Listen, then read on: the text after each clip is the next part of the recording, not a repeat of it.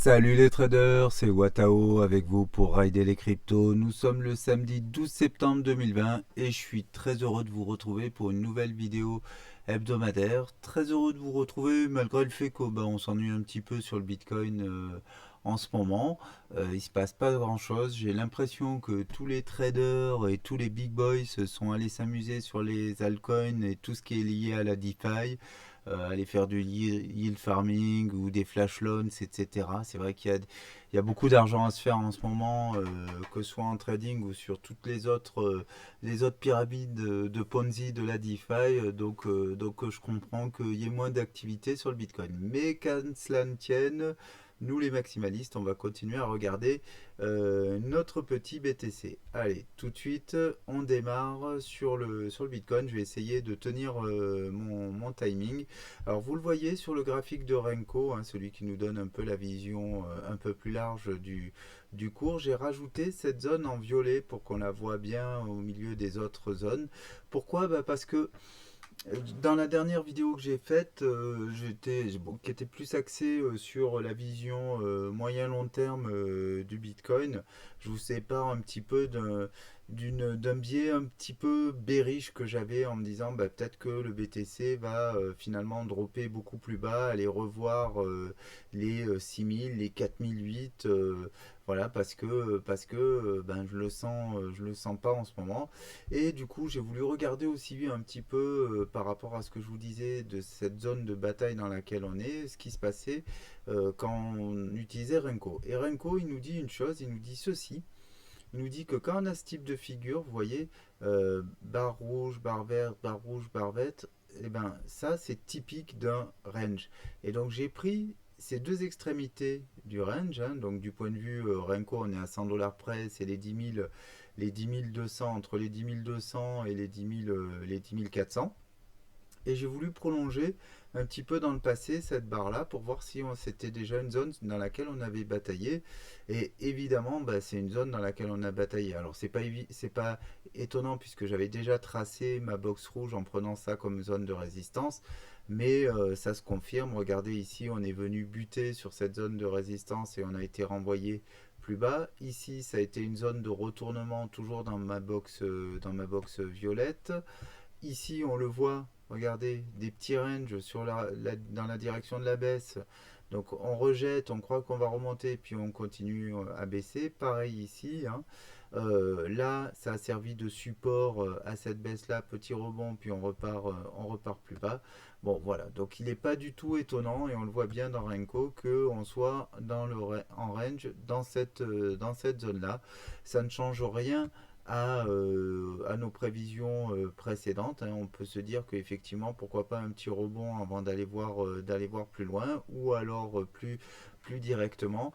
Dans tous les cas, moi ce que j'attends, c'est qu'on aille au moins tester la moyenne mobile ici et aller combler le gap.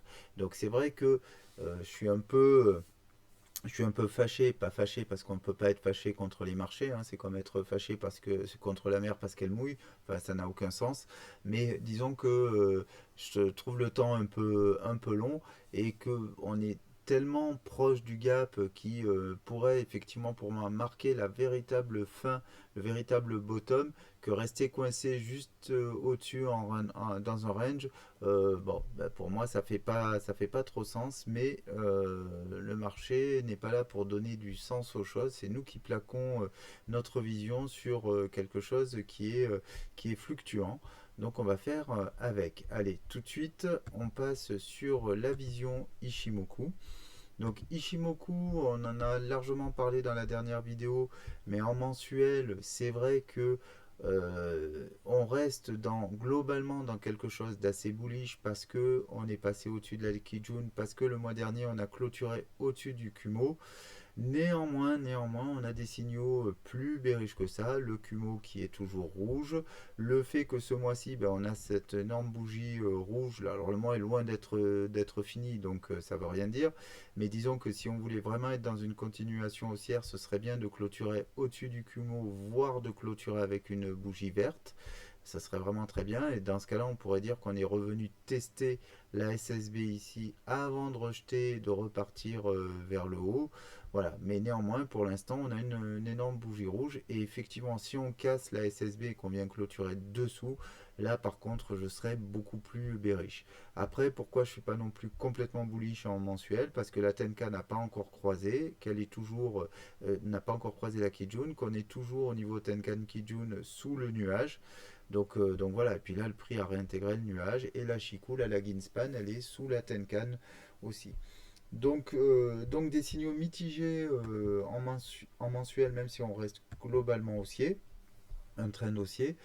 En weekly, la situation est plus claire, hein. On reste beaucoup plus clairement dans un mouvement haussier. On est toujours dans un canal ascendant, même si on est venu ici tester les 10 000 dollars, donc la SSB en mensuel. On a rebondi dessus et puis voilà, là on a une semaine qui est en train, même si elle est en train de faire une petite bougie, ce sera une petite bougie verte. On la distingue à peine, on le regardera en daily, mais on a un petit range entre la Tenkan et cette SSB. Et puis après, quels sont les signaux bullish en hebdomadaire?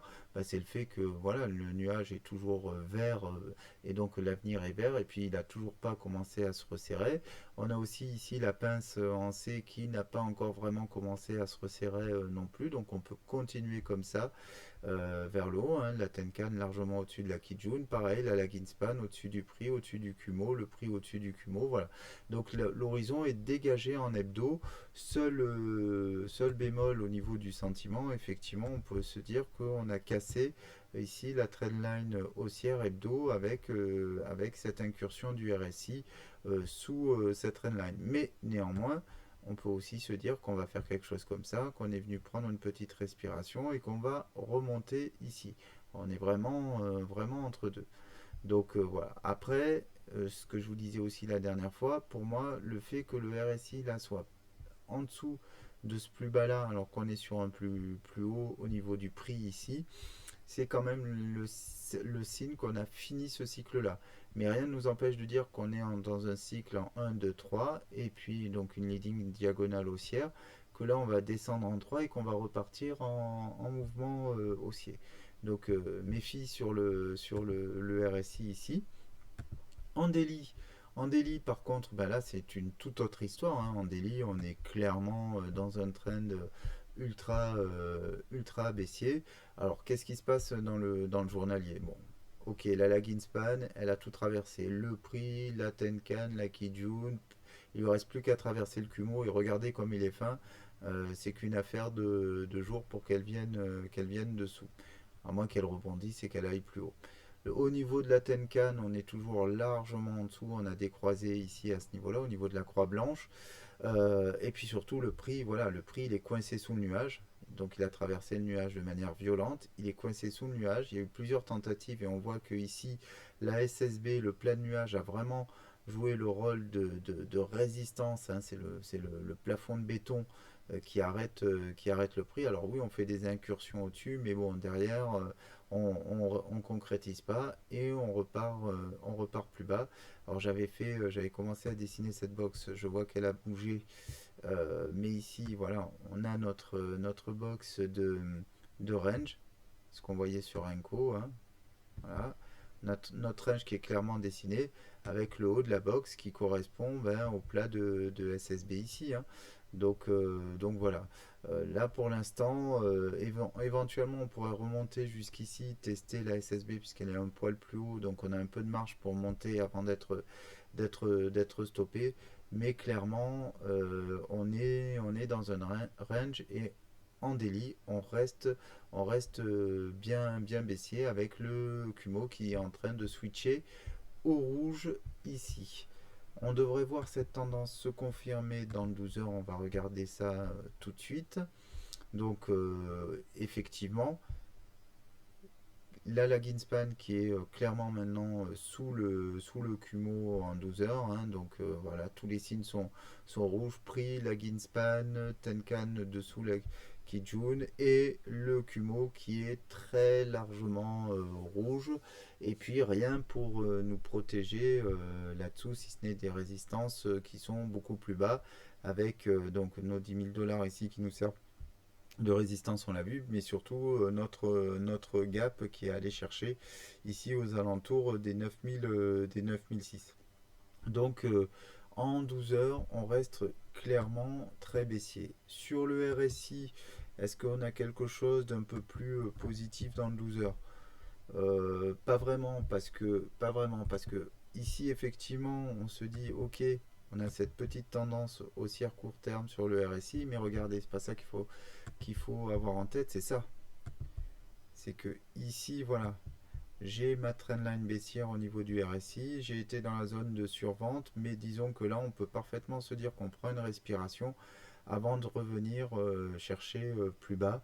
Et effectivement, si on casse cette petite trendline haussière là, court terme, et ben on ira clairement beaucoup plus bas. Dans le 4 heures, on va regarder ce que ça nous dit hein, par rapport à cette trendline justement. Alors, si je commence par le RSI, effectivement, dans le 4 heures, on est toujours haussier en 4 heures. Voilà, on vient de tester hein, ici. Alors, on pourrait dire qu'ici, on commence un peu à drifter horizontalement, ce qui n'est pas bon signe. Et que, en tout cas, il va falloir surveiller le fait de casser la trendline ici, parce qu'on sent que ça manque de force. Hein. En fait, alors plus précisément, je vais enlever ça. Est-ce que ouais, là, on avait un plus haut dans le RSI et là, on fait un plus bas. Mais on fait aussi un plus bas dans le prix, donc il n'y a pas vraiment de signe de divergence baissière. Donc, en tous les cas, voilà, on a une petite force haussière, mais qui ne se traduit pas du tout dans le prix, en fait, hein, puisque, oui, en fait, regardez, on fait des plus bas sommets et des plus hauts sommets dans le RSI. Donc on a une légère divergence. Après, on a la Tenkan qui est passée au-dessus de la Kijun, mais bon, voilà, ça reste faible. Euh, néanmoins, ce qu'on peut dire, c'est que oui, dans le 4 heures, on a quelques signaux haussiers. Ok, la lag span est repassée au-dessus de la Tenkan, au-dessus du prix et au-dessus de la Kijun. Donc ça, à ne pas négliger. Et le prix, après avoir été plusieurs fois rejeté ici au niveau du Kumo en 4 heures, est rentré dans le Kumo. Alors ça, le fait que le prix rentre dans le Kumo n'est pas en soi haussier. Par contre, ça indique une zone de plus grande incertitude, alors qu'on était déjà dans l'incertitude dans ce range. Donc, un des plays possibles, c'est qu'une fois qu'on est rentré dans le nuage ici, on aille chercher la SSB, le haut du nuage, avant de replonger. Ça, c'est tout à fait envisageable dans un scénario, Ishimoku. Donc, du coup, ça nous donnerait quoi? Ça nous donnerait potentiellement quelque chose. Alors, scénario baissier, on vient chercher ici la SSB et on repart dans les tréfonds. Ou alors quelque chose d'un peu plus bullish, on pète ici, on va vers le haut, voire on pète ici, on reteste, on repart. Voilà. Ça, ce serait la vision plus bullish dans le 4 heures. Euh, après, euh, après, sincèrement, c'est vraiment une zone de forte incertitude. Euh, Ici, pour moi, si on vient ici, j'aurais plutôt tendance à jouer un short. Clairement, je jouerais la continuation baissière, comme ça, en me basant en tout cas sur Ishimoku, je jouerais la continuation baissière. Faudrait regarder aussi un peu les volumes. À mon avis, les volumes, c'est pas terrible. Voilà. De toute façon, dans ce range, on n'a pas de volume. Donc voilà, donc pour moi, en gros, qu'est-ce qui se passe? Les traders se désintéressent du Bitcoin pour le moment. Ils sont trop occupés à aller sur les altcoins de la DeFi, jouer, gagner des millions dessus. Et donc du coup, il n'y a pas de volume sur le Bitcoin. Et pour l'instant, il n'y a pas des big boys qui s'amusent, des whales qui s'amusent à faire le marché. Le market maker me semble un peu passif. Voilà, pour tout vous dire en ce moment. Alors bien sûr, ici, il y a des gens qui défendent le cours et qui le font rebondir. Et ici, il y a des vendeurs qui short, d'où le range. Mais bon, voilà, c'est des petits volumes et il se passe pas grand chose en réalité. Alors ça veut pas dire que ça peut pas partir d'un coup, mais pour l'instant, voilà, on est dans la zone d'incertitude et le mieux, bah, c'est de rester en cash et de rien faire, en tout cas sur le Bitcoin. C'est ce que je vois c'est ce que je vois par rapport à Ishimoku. Si on regarde dans le 1 heure quand même, bon, bah là, voilà, on a une Ishimoku et illisible parce que quand ça range comme ça, à part pour du scalping, et il faudrait descendre dans des plus petites unités de temps encore, c'est pas super, super intéressant de regarder Ishimoku dans une phase de range comme ça, ou alors il faut encore une fois se dire qu'on va faire du scalping, pardon, et et là, on peut jouer effectivement des Kumo Breakout. Regardez là, Breakout, réintégration. Est-ce qu'on va repartir vers le haut ou est-ce qu'on va revenir chercher ici? Voilà, c'est des plays qui peuvent se jouer avec Ishimoku plutôt en mode scalping intraday. Ok, allez, on passe tout de suite à Elliott Wave. Alors, hop, Elliott Wave.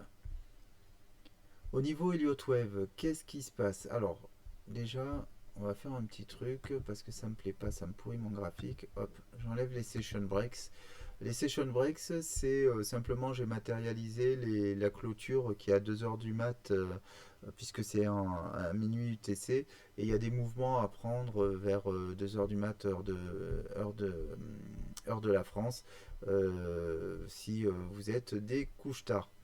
Alors, pour revenir à Elliott Wave, on va se remettre dans le daily. Voilà.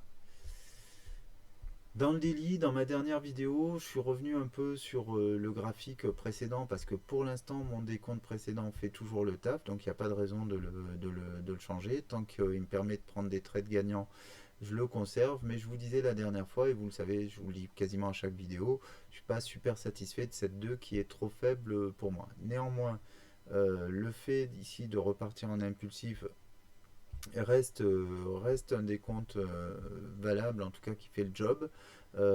Maintenant, effectivement, on a eu cette épaule, tête épaule complexe, là, le Batman, figure de Batman, comme dirait El Fantasio, qui peut nous amener beaucoup plus bas. Bon, je reviens pas sur mes impressions par rapport à ce range. Simplement, ma vague 2 ici, je peux effectivement venir la poser là, mais pour moi, le décompte n'est pas fini et on devrait venir combler ce fameux gap, hein. Moi, c'est ce que j'attends. On a déjà vu tout à l'heure sur le RSI, bon, on retrouve exactement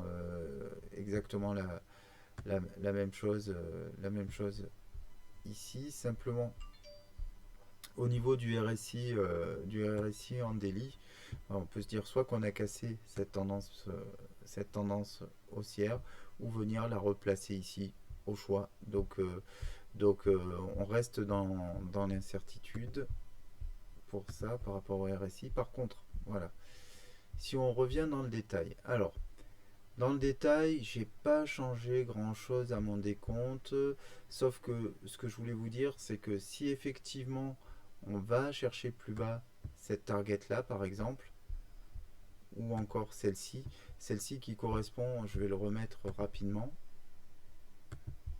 par rapport à ma vague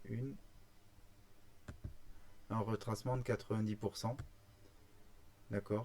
Si on vient là, effectivement, enfin, ça reste possible. Et par contre, si mon décompte est faux, peut-être qu'on ira plus bas et on pourrait voir une leading diagonale baissière qui se fait en 1, 2, 3, 1, 2, 3. Ici, on serait en 1, 2, 3, rebond, et 1, 2, 3, et on va plus bas. C'est un décompte qui serait possible. Pour l'instant, je reste sur ma W XY. Bon, là, j'ai mis une ABC en flat pour ce range-là, mais ça pourrait être aussi un triangle en ABCDE. Donc, pour l'instant, voilà, pas tenir compte des petits sous-décomptes à ce niveau-là. Ils ne sont pas encore, pour moi, totalement validés. Je vais attendre un peu la résolution de ce range et de cette zone d'incertitude, parce que voilà, ici, on est encore sur le haut du range. Si on vient ici plus bas, eh ben, écoutez, ce sera tant mieux. On viendra combler le gap. On aura un décompte clean. et ça me renforcera dans ma conviction qu'on va aller beaucoup plus haut par la suite. Ok, donc je vous ai tout dit. Si j'ai un conseil à vous donner, pas trop de trade dans la zone de range. Alors après, vous pouvez être trader de range. Donc hein, effectivement, là, vous allez ici vendre les plus hauts, racheter les plus bas, vendre en haut, etc. Comme ça, le jeu de ping-pong. Moi, je suis pas très bon à ce jeu-là. Donc je préfère rester en cash et jouer l'éventuelle continuation baissière. Donc, dans tous les cas, mon message c'est prudence. Il y a d'autres plays à faire sur d'autres cryptos, notamment les altcoins en ce moment. Pourquoi pas jouer aussi sur l'Ethereum qui a des mouvements plus amples que sur le Bitcoin. Après, moi je reste fidèle à mon ami le Bitcoin, mais enfin voilà, pour l'instant on s'ennuie. Et ça peut, alors ça va pas durer 1000 ans, hein, mais ça peut durer encore quelques heures, quelques jours. On va attendre la clôture hebdo et un éventuel et peut-être l'ouverture des marchés et le retour des investisseurs plus traditionnels à partir de lundi pour voir du gros mouvement. Quoique, pourquoi pas voir des Wells nous faire partir tout ça ce week-end, hein. Ils aiment bien aussi prendre le marché à contre-pied quand il n'y a pas les gros dessus. Allez, sur ces bonnes paroles, je crois que j'ai tenu mon timing, ça c'est super. Je vous souhaite un excellent week-end et je vous dis ciao les traders, à très très vite sur le BTC.